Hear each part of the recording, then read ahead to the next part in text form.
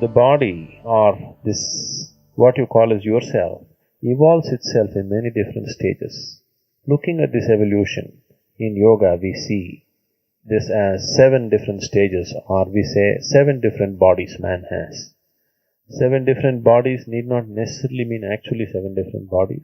These are 7 different stages in which one grows.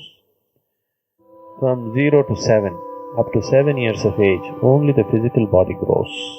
This is Sthula Sharir, or the gross body.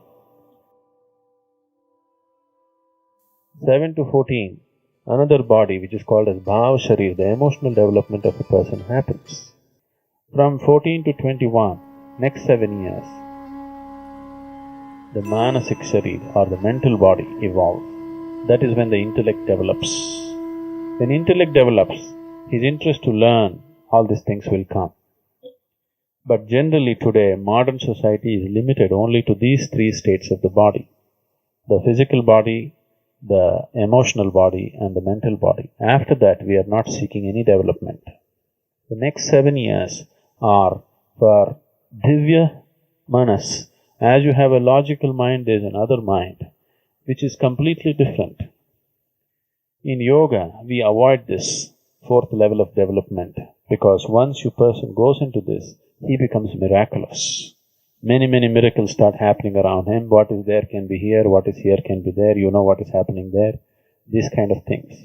In yoga, we seal this route. We don't allow people to go into Divya Manas because it is still mind. It may be, Divya means it's a grand mind, mind on a much grander scale than that we know as mind is. Once you enter this mind, you know everything, not everything, but when compared to other people, you look like a miracle. Once this happens, people generally lose the next stage of development.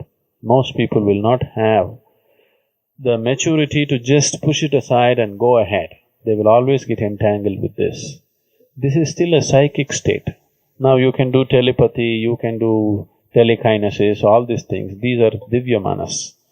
From 21 to 28, this mind can be easily developed. This is a natural process. At that stage, it is very easy to develop that kind of ability.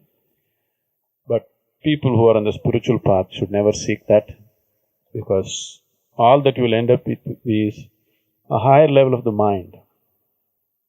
As it is, mind is deceptive. A higher mind is even more deceptive. It gets you entangled in a much deeper way than the low mind. So we just keep that aside. Nobody will seek the Absolute once they come to contact with Divya Manas, because it is so huge, so vast, so miraculous. It feels like God. You don't need anything more. That's a kind of feeling that it creates. But it also brings immense suffering, as normally a person who goes into Divya Manas, after 47, 48 years of life, tremendous amount of suffering is brought about.